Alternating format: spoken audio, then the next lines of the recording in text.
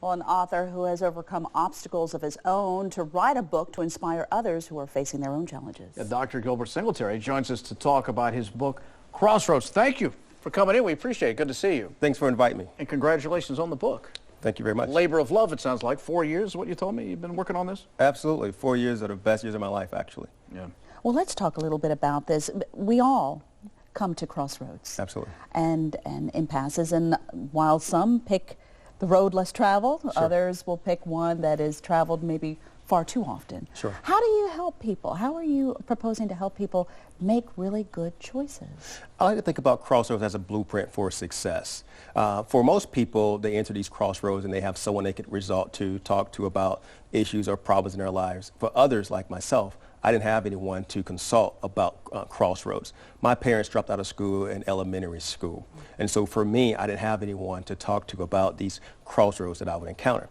It's not a question of if we would encounter crossroads in our lives. Rather, it's a question of what will we do when we get there. So in terms of inspiration, I wanted to write a book that could assist youth when entering the crossroads and helping them make those critical decisions, because those decisions at the crossroads will have profound impact on the rest of their life. So then how did you, if you didn't have the parental support, where did you find your strength? Where did you find your support? That's a great question. And for me, lots of that came through trial and error. Mm-hmm. And I wanted to take that part for many of our youth so they won't have to deal with those same issues that I did, having to go through trial and error. Having got a PhD, a JD, a MBA, MSW, I didn't want others to have to go through those same issues that I had in terms of pursuing excellence. I wanted others to think that there were other opportunities out there other than football and sports, which I obviously participate in as well. But I wanted to give them a different alternative or a different way of thinking about success. There's universality in this book. I mean, as far as that there's themes that we all incur. When you said sure. It's not a question of if, it's when it's going to happen, and then how you navigate that once you get there.